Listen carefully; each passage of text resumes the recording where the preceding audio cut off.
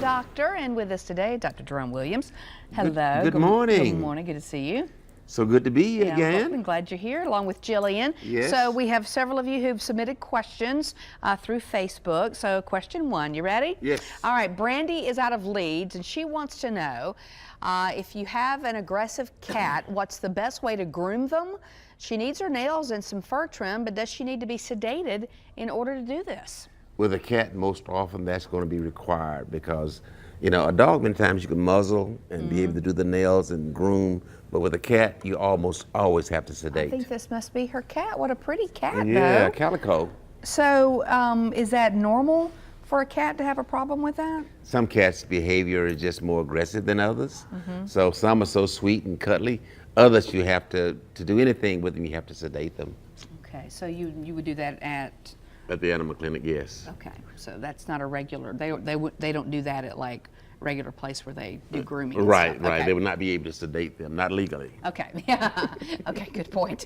All right, let's go to the next one. We have Bo Richards, and Bo wants to know, how often do pets need their nails trimmed? And it depends on the surface that the pet walks on. Yeah. Let's say if you're running or walking on hard surfaces where the nails are worn down, the frequency is going to be a lot less. If you're going to have strictly a household pet that's in your yard, they're soft, they're not going to get worn down. So maybe every month to 2 months, but Yeah. you can sort of gauge that and see how long they are. Yeah, I know Buddy loves to run Yes. when we get outside, but he's mainly in the house too with us. Right. So his nails get super long. We have to have them trimmed a lot. Yes, about, I'd say every month, 2 months, I imagine. Yeah, absolutely. All right, I hope that answers your question. Let's go to Sarah's next question.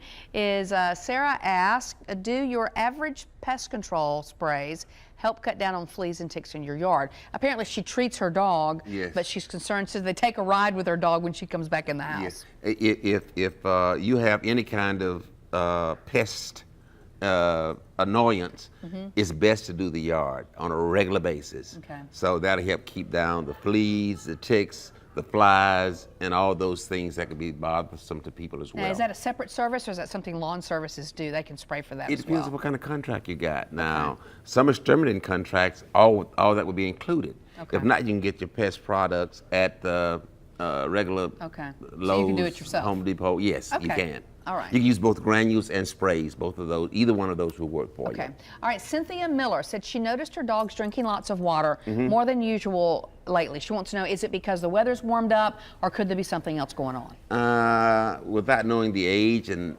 having other information, Mm-hmm. I would think something else might be wrong. The weather generally does not make that much difference. The dog is not exercising that much more. Mm-hmm. So I'd have your pet checked out and make certain that something else is not going on. What are some of the things that will make a dog, or is there certain things that will make a dog drink more water that you can talk about? Some of the more common things we would see, something like diabetes. Really? Oh, wow. Yes, that's one of the more common things we think about. Mm-hmm. That's why I'd say get it checked out. Urinary tract infection will do it. Okay. But those are the kind of things that I would look at and be concerned about. Is it an easy test to see what's going on? Yes, Okay. yes. You could a blood test or urine test to check for diabetes, just like with people.